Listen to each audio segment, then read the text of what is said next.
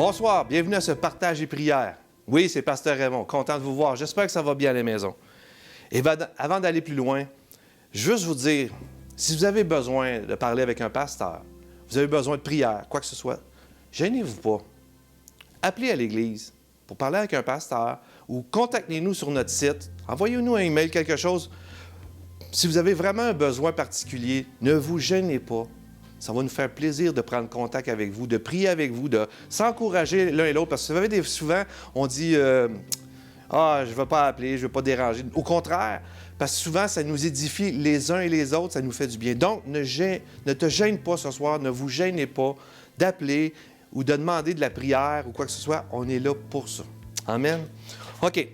Ce soir, le titre de mon partage, du court partage que j'ai, c'est « Une bonne nouvelle pour toi ». Une bonne nouvelle pour toi. Et tu sais, à tous les mercredis, on parle des choses de Dieu, on parle de Jésus, on parle de promesses et on parle de l'Évangile. L'Évangile, c'est un mot grec qui signifie bonne nouvelle. Et l'Évangile de Jésus-Christ, la bonne nouvelle de Jésus-Christ, elle est pour toi et pour moi. Hein? Aimes-tu recevoir des bonnes nouvelles? Moi, j'aime recevoir des bonnes nouvelles. Et as-tu reçu dernièrement ou cette semaine, as-tu reçu de bonnes nouvelles? Ça fait la différence, hein, une bonne nouvelle. Eh bien, pour commencer notre partage, on va aller dans Matthieu chapitre 4 pour lire les versets 12 à 17. Matthieu chapitre 4, 12 à 17. Et ça nous dit, Jésus, ayant appris que Jean avait été livré, se retira dans la Galilée et quitta Nazareth et vint demeurer à Capharnaüm, situé près de la mer, dans le territoire de Zabulon et de Naphtali, afin que s'accomplisse ce qui avait été annoncé par Ésaïe le prophète. Ici, Jésus va réaliser une prophétie biblique qui a été écrite par Ésaïe dans l'Ancien Testament, et ça dit le peuple, ces gens-là de Zabulon et de Naphtali, de la contrée voisine de la mer, du pays au-delà du Jourdain et de la Galilée des gentils, c'était comme ça que ça s'appelait. Ce peuple, ces gens assis dans les ténèbres, je pèse, assis dans les ténèbres, a vu une grande lumière. Et sur ceux qui étaient assis dans la région de l'ombre de la mort, assis dans la région de l'ombre de la mort, s'est levé, la lumière s'est levée. Dès ce moment, Jésus commença à prêcher et à dire, « Repentez-vous car le royaume des cieux est proche. » La bonne nouvelle pour toi et moi ce soir, c'est qu'une lumière s'est levée. Et quand on a vu dans le récit, les gens étaient assis dans les ténèbres ou assis dans l'ombre de la mort. Le mot « assis », c'est que tu ne fais rien, tu n'avances pas. Et les ténèbres, c'est comme ça. Quand tu es dans les ténèbres, quand tu es dans la noirceur, tu n'oses pas trop avancer, tu ne bouges pas, tu ne fais rien. Mais la bonne nouvelle, c'est qu'une lumière s'est levée.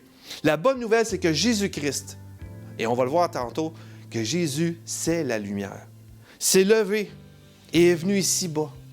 Dieu fait homme. Jésus est venu ici-bas pour nous apporter une bonne nouvelle, mais pour aussi nous éclairer. Et tu sais qu'être éclairé, on va le voir que c'est très important de voir clair, d'être éclairé. Ça dit au verset 16, et je veux juste le répéter parce que c'est important, ça dit ce peuple, ces gens-là, ces gens qui étaient là, étaient assis dans les ténèbres. Et ils ont vu une grande lumière. Ici, on parle de Jésus. Et ceux qui étaient assis dans la région de l'ombre de la mort, la lumière s'est levée. Wow! De l'espérance est arrivée. Quand Jésus est venu sur cette terre, Jésus, la lumière du monde, la lumière s'est levée. Il y a l'espérance parce que, vous savez, les effets des ténèbres, qu'est-ce que ça fait? On voit que ces gens-là étaient assis, paralysés. Ils ne faisaient rien. Ils n'avançaient pas. Ils n'étaient pas en action. Ils étaient assis. Et la lumière, quand il n'y en a pas, quel effet que ça fait? On prend l'exemple de la nuit quand on se lève. On se lève la nuit, il fait noir. La première chose qu'on fait, c'est qu'on n'est pas sûr. On ne se lève pas en courant. Hein? On se lève tranquillement, puis on dit dans notre jargon québécois, on va tâtonner ici et là pour voir, pour ne pas se cogner l'orteil, pour ne pas se faire mal, pas se blesser, puis se rendre à la bonne place. Hein? Pas ouvrir le garde-robe, mais ouvrir la salle de bain si on a affaire à aller à la salle de bain. Ou, comprenez? On ne voit pas bien, c'est confus, c'est pas clair. Mais on va remarquer que dès que vous ouvrez la lumière, qu'est-ce qui se passe? Vous avez de l'assurance, vous n'êtes plus confus et vous savez où est-ce que vous en allez. Et c'est ça la bonne nouvelle. La bonne nouvelle ce soir, c'est que la lumière s'est levée. Elle n'est pas juste levée, mais elle est venue pour nous éclairer. Et comme j'ai dit dans Jean 8, 12, et ça c'est important ce que je vais dire là, c'est Jésus qui parle, c'est pas moi qui le déclare, je l'ai dit tantôt, mais je veux qu'on le lise ensemble pour que ce soit clair pour toi et moi, que ce soit clair pour chacun de nous, clair, la lumière, vous voyez. Dans Jean 8, 12, ça nous dit, Jésus leur parla de nouveau. Jésus va parler à ses disciples, il va leur dire quelque chose encore. Il dit, je suis la lumière du monde. Wow! Celui qui me suit, amen, celui qui suit Jésus dit, ne marchera pas dans les ténèbres, mais il aura la lumière. Et Jésus n'arrête pas ici, il dit, la lumière de la vie. Wow! Amen! On a vu l'ombre de la mort, mais Jésus amène une lumière. Mais la lumière ne va pas juste nous éclairer ici bas, là, comme la lumière naturelle, mais elle va aller plus loin. Elle est la lumière de la vie. Est-ce que tu te sens mourir tranquillement? Pas mourir physiquement, mais en dedans, là, ça devient confus. Tu ne sais plus trop où est-ce que tu t'en vas, tu ne sais plus trop dans le monde dans lequel on vit, où est-ce qu'on s'en va. Tu as beau écouter la télé, mais elle ne t'éclaire pas. Tu as beau aller sur Internet, avoir de l'information. C'est correct, les deux. Je ne suis pas un contre l'autre, puis je ne suis pas là pour débattre sur cela, mais les deux ne t'éclairent pas. Je te dis, fais l'expérience. Après avoir écouté la télé, assis-toi tranquille.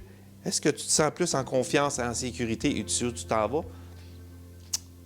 Je te laisse répondre. Quand tu écoutes les réseaux sociaux, est-ce qu'après que tu as fini, assis-toi tranquille, est-ce que ça t'amène, ça t'éclaircit sur des sujets? Je te laisse répondre. Moi, j'ai remarqué que les deux n'amènent pas la paix et même des fois amènent la confusion, comme les ténèbres.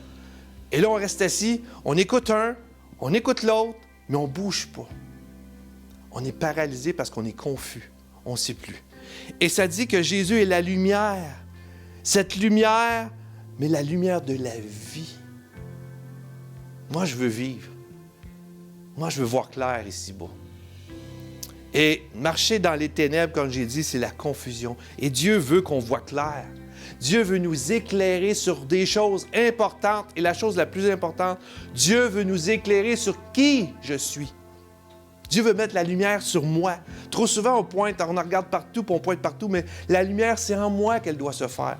Avant de donner ma vie à Jésus-Christ, avant de connaître l'Évangile, j'avais une certaine connaissance de Dieu, mais c'était confus. Je connaissais Jésus, mais c'était pas clair. C'était pas à 100% sûr. Un disait une chose, l'autre disait une chose. Tu avais une religion qui disait une affaire, tu as une autre religion qui disait une autre chose, tu as une autre philosophie. C'était pas clair. Ça ne m'amenait pas la vie. J'avais l'impression de mourir et j'étais jeune. J'étais jeune. Je pensais d'avoir toute la vie devant moi, mais je me sentais tellement perdu. Parce que je ne savais plus qui j'étais. Je ne savais plus ce que je faisais ici, puis je ne savais pas où je m'en allais. Et ça, c'est la question existentialiste de ce monde. Parce que ce n'était pas clair. Mais Jésus est venu. La lumière s'est levée. Est-ce que la lumière s'est levée en toi? Est-ce que tu veux voir clair pour qui tu es, voir clair dans ce monde, mais surtout voir clair sur qui est Dieu? Et ça, c'est le plus important. Jésus est venu ici-bas pour nous montrer qui est Dieu, pour mettre la lumière sur qui était le réel et le vrai Dieu. Et la lumière ici nous parle de révélation. Quand tu es dans les ténèbres, tu ne vois pas. Mais quand tu rouvres la lumière, tu vois tout comme il faut. Hein? Tout est révélé, il n'y a plus rien qui peut se cacher. Eh bien, c'est plus qu'une lumière, c'est une révélation. Révélation de qui l'être humain est. Une révélation de qui ce monde est autour de nous, mais surtout une révélation de qui Dieu est. Dans Colossiens 1, 12 à 14, dans la parole de vie, ça nous dit « Avec joie, remerciez le Père. » Ce soir, nous allons remercier Dieu, nous allons prier Dieu. Il vous a rendu capable de recevoir les biens qu'il garde pour ceux qui lui appartiennent. Wow! Est-ce que tu appartiens à Dieu? Est-ce que j'appartiens à Dieu? Il dit dans le royaume, mais pas n'importe quel royaume, le royaume de la lumière. Ici, le mot royaume, pour aujourd'hui, si on veut comprendre, c'est le gouvernement. Un gouvernement, le gouvernement de Dieu, c'est un gouvernement de lumière. C'est clair, c'est pas confus. Il nous a arrachés au pouvoir de la nuit et nous a fait passer dans le royaume de son Fils très aimé. Par lui, nous sommes libérés de nos péchés, car elles sont pardonnées. Amen. Jésus, la lumière. Si je manque de lumière, je manque de révélation sur ce qu'il y a devant moi, mais surtout sur ce qu'il y a en moi. Surtout ce qu'il y a devant ce monde, devant nous. Ce monde, on n'est pas éclairé sur tout ce qui se passe. Puis on n'est pas éclairé toujours sur Dieu. Mais quand nous sommes révélés sur qui nous sommes révélés sur le monde dans lequel nous vivons, mais surtout ce soir, nous sommes révélés de qui est Dieu, Jésus. Cette lumière se lève et on peut marcher avec assurance. Amen. Et je termine ce soir avec cette prière, pour moi, pour toi qui écoutes. Et soyons sincères dans cette prière. Amen. Et après, nous allons passer à un chant et à un temps de prière ensemble, de remercier Dieu, mais aussi de demander à Dieu, si ce n'est pas fait, de venir dans ton cœur, afin que la lumière se lève dans ton cœur, afin que le soleil de justice se lève en toi. Seigneur Jésus, nous voulons te remercier parce que tu es cette lumière qui s'est levée dans les ténèbres. N'étais pas juste venu ici pour éclairer, mais pour te révéler, pour révéler qui était Dieu, un Dieu bon et merveilleux. Merci Seigneur parce que tu vas m'éclairer ce soir dans la prière. Je veux te remercier parce que tu as fait de moi un enfant de lumière. Tu m'as pris des ténèbres, tu m'as arraché de ces ténèbres et tu m'as emmené dans ton admirable lumière. Je te demande de bénir ceux qui écoutent en ce moment et ceux qui vont prendre du temps dans la prière, de les conduire, de les diriger par ton esprit, afin qu'on soit toujours et près de toi cette lumière qui est infaillible. Toi en qui aucune variation d'ombre est. Toi, tu es une lumière constante. Tu ne changes pas. Ta lumière ne varie pas, Seigneur. Je te demande de bénir ceux qui écoutent pour la première fois peut-être ce soir, que la lumière se lève sur qui ils sont, dans le monde dans lequel ils vivent, mais surtout sur qui tu es, un Dieu bon. Le royaume de Dieu, le gouvernement de Dieu, la suprématie de Dieu dans nos cœurs va amener la paix, mais elle va nous éclairer. Dans le nom de Jésus, je te remercie, Père. Amen. Passez un bon temps dans la prière et laissez le soleil de justice se lever dans votre cœur afin d'être éclairé. Que Dieu vous garde. À la prochaine. Merci Dieu Tout-Puissant. Alléluia. Merci pour qui tu es, Seigneur Dieu. Nous te louons, nous t'adorons, nous t'exaltons. À toi soit toute la gloire, à toi soit toute l'honneur, Jésus.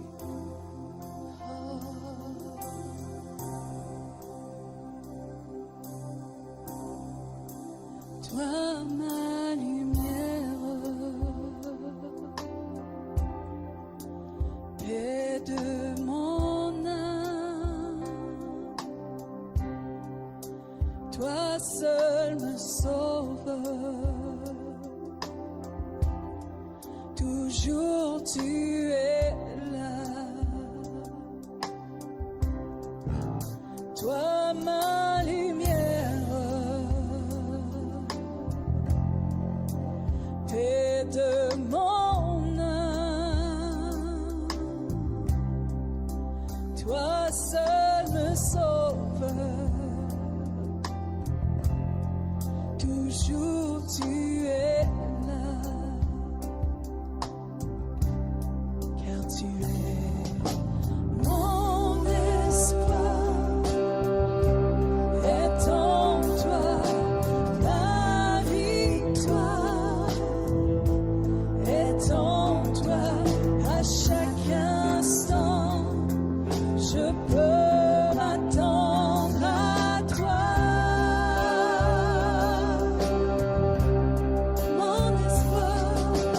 Mon espoir est en toi, la victoire est en toi à chaque instant. Je peux m'attendre à toi. Dans ma faiblesse, tu ne changes pas. Toi seul m'entoure.